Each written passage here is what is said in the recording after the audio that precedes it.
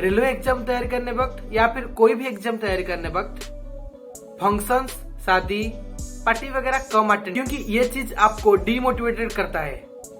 जब आप किसी पार्टी में जाओगे तो रिश्तेदार आपको जरूर पूछेंगे कि भाई आप क्या कर रहे हो, तो फिर आपको जवाब देना मुश्किल हो जाता है। सक्सेस ना पाने तक कम से कम लोगों से मिलिए। तो नमस्कार दोस्तों, मैं हूं आकाश, आप सभी को मेरे इस यूट्यूब चैनल पर स्वागत है।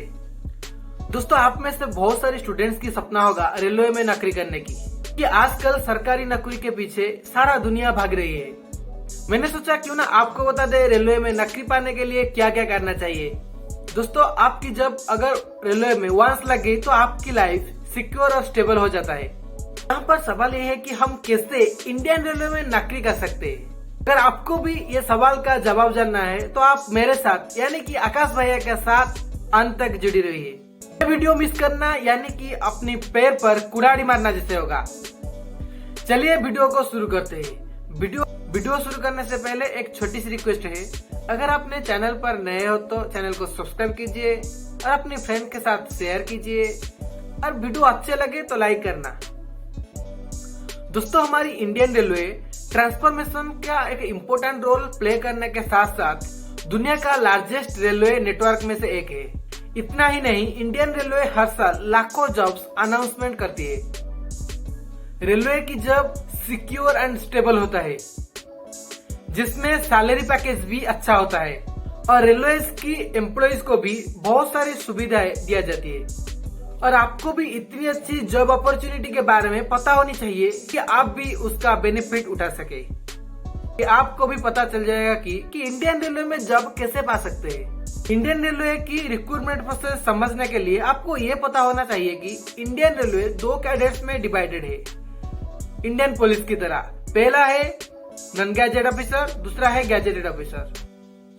और ये दो कैडेट्स को 4 ग्रुप में डिवाइडेड किया गया है। पहला आता है ग्रुप ए, दूसरे में ग्रुप बी, तीसरे में ग्रुप सी और चौथा में ग्रुप डी।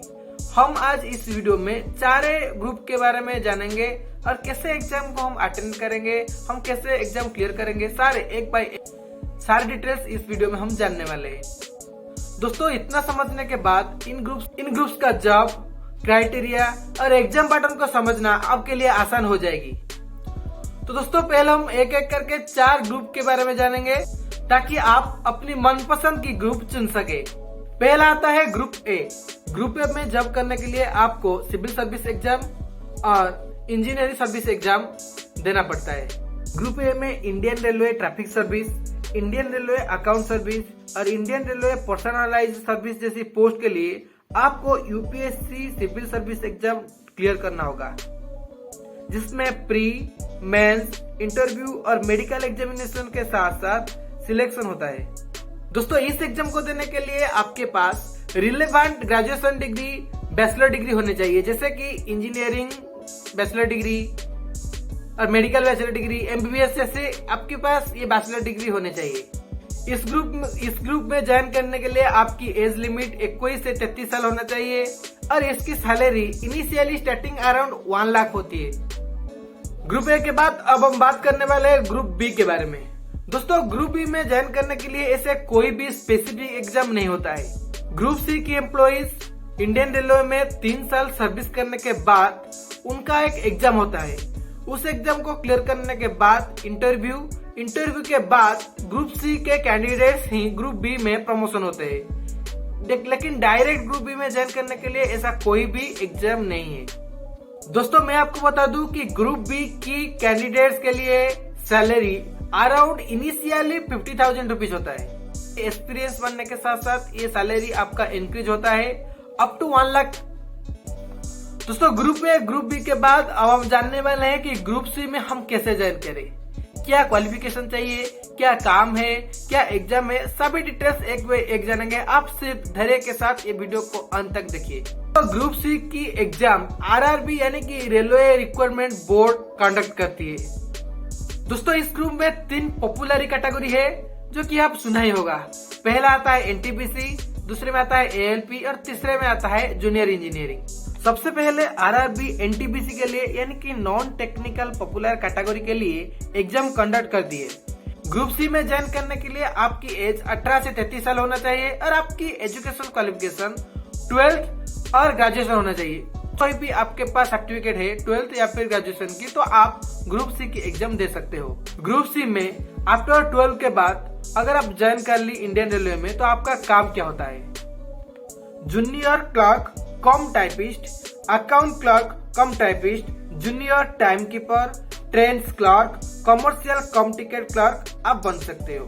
जबकि आप ग्रेजुएशन के बाद ग्रुप सी में ज्वाइन करें तो आपका काम होता है traffic assistant, goods guard, senior commercial कम ticket clerk, junior account assistant कम typist, senior time keeper, commercial apprentice, station master आप भी बन सकते हो। तो इस एग्जाम पहले सीपीटी होता है यानी कि कंप्यूटर बेस्ड टेस्ट, उसके बाद होता है टाइपिस्ट स्किल टेस्ट यानी कि आपको कंप्यूटर में टाइप करना पड़ता है, उसके बाद होता है आपकी डॉक्यूमेंट वेरिफिकेशन और लास्ट में आपकी मेडिकल टेस्ट होता है और आखिर में आपकी सिलेक्शन प्रोसीजर कंप्लीट होने के बाद आपको एक मेरिट लिस्ट आती है, उसमें आप कौन सी कैटेगरी में ज्वाइन करते हो वहां पर आप जान सकते हो। दोस्तों तीनों ग्रुप की इंफॉर्मेशन पाने के बाद और आखिरी में आता है मोस्ट पॉपुलर जॉब यानी कि ग्रुप डी। अगर आपने 10th पास किए, 12th पास किए, ग्रेजुएशन के पास किए, ITI किए, डिप्लोमा किए, जो कोई भी आप कोर्स करी है उसके बाद आप ग्रुप डी में ज्वाइन कर सकते हो as an non officer cadets. Group D में आपका कार्य होता है track maintainer, grade 4 helper, assistant pointsman जैसी पोस्ट, बहुत सारे पोस्ट ऐसे निकल दिए। इस पोस्ट के लिए आपकी एज 18 से 33 साल होता है। इस ग्रुप में सीबीटी, पीएफटी यानी कि physical fitness test, document verification, medical भी होता है। उसके बाद फाइनल मेरिट भी आता है सभी ग्रुप की तरह। भी बहुत सारे ऐसे पोस्ट होता है जैसे कि helper, hospital attendant, gateman, porter, trackman, pointsman, ऐसे बहुत सारी जॉब होती है ग्रुप डी। दोस्तों अगर आपने ग्रुप डी पा ली तो आपकी इनिशियली अराउंड पेमेंट 26,000 होता है। साथ साथ आप कहीं भी ट्रेन में जा सकते हो विदाउट पेमेंट दे करके। ओके दोस्तों, चारों ग्रुप के बारे में जानने के बाद अब हम जानेंगे कि रेलवे के एग्जाम हम कैसे क्रैक करें। अगर आपने कॉम्पिटिटिव एग्जाम कैसे क्रैक करें वीडियो नहीं देखी हो तो मैं आपको लिंक डिस्क्रिप्शन में दे दूंगा, आप जाके जरूर देखिए। तो पहले हम जानते हैं कि हम कैसे क्रैक करें रेलवे एग्जाम। सबसे पहले तो आप अपनी टारगेट सेट कीजिए कि एग्जाम पर आप 100% फोकस कीजिए, किसी और एग्जाम पर ध्यान मत दीजिए। मेरे हिसाब से आजकल क्या है कि प्रेशर बहुत जल्दी घर से आने लगता है, जबकि बहुत जल्दी रिक्वायरमेंट होता है, तो इसीलिए इतना टाइम हमारे पास नहीं होता है कि 2 साल 3 साल 4 साल 5 साल हमें लगे इस एग्जाम को तैयारी करने की। तो इतना टाइम हमारे पास नहीं होता है। पहले स्टूडेंट्स क्या करते हैं 2 साल 3 साल 4 साल 5 साल एग्जाम की तैयारी करते रहते थे और लोगों को पता भी नहीं चलता था।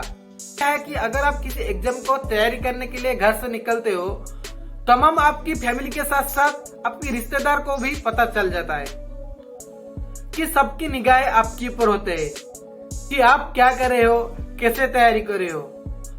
तो क्या होता है कि आपके ऊपर प्रेशर दिन में दिन बढ़ते चला जाता है। दोस्तों और एक इम्पोर्टेंट बात, एग्जाम की तैयारी करने वक्त पार्टी, फंक्शन, शादियों में जितना कम आप अटेंड कर सकते हो अटेंड करो, क्योंकि ये चीज आपको डीमोटिवेटेड करेगा। जब आप किसी पार्टी में जाओगे तो रिश्तेदार आपको जरूर पूछेगा कि भाई आप क्या कर रहे हो, तो फिर आपको जवाब देना मुश्किल हो जाता है और वो चीज आपको 2 से 4 दिन तक परेशानी करते रहते हैं। जब तक के लिए आपको सक्सेस नहीं मिलती आप कम से कम लोगों से मिलिए। तो जानते रहो, खुद को समझते रहो, अपनी लाइफ की सारी डिसीजन सोच समझ के लेते रहो। I love you all.